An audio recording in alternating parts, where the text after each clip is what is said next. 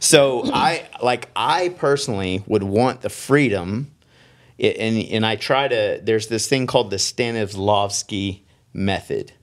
All right, so for your intellectual viewers out there, the guy who created what like modern day empathy is all about, when you put yourself in somebody else's shoes, is this psychologist called Stanislavski.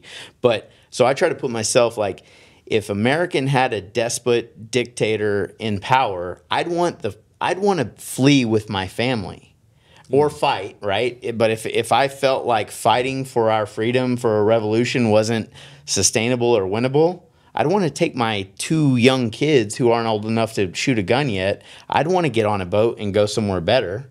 Yeah. And when I got to those shores, I wouldn't want anything except the freedom to go try to rent an apartment or even live on the streets, right? And wash windows or whatever I had to do to make a living.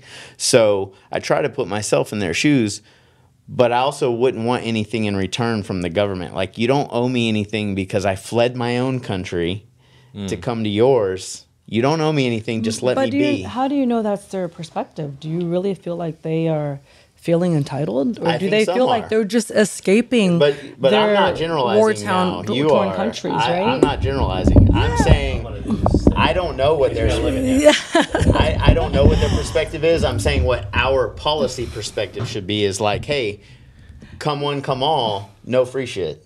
That's what I'm saying. And it's okay, right? Yeah. I think I'm not in disagreement about that, right? I want people to feel like they've got to go through and do the right things, just like anybody else does, right? Going through, and if you feel like you really need benefits, at least for the initial moments of trying to settle in and figuring out your way, like, I mean, this happens, right? We were on food stamps, right? And we were. But you applied for them, and I'm not saying there shouldn't be. I'm not saying there shouldn't be a program to apply for it, right? But you shouldn't automatically, because you crossed the border, and I don't know, be entitled to anything. I don't know if people are assuming that necessarily, right? They just. I think there's So there's like 2 different kinds of free shit, right? So there's like, hey, like I just got here, and I'm freezing cold and hungry. I could really use like a blanket and some food. That's right. That's right. That's good. But the whole like put me up in housing and like as a way of Well, life, I mean, you're right. I definitely don't agree with how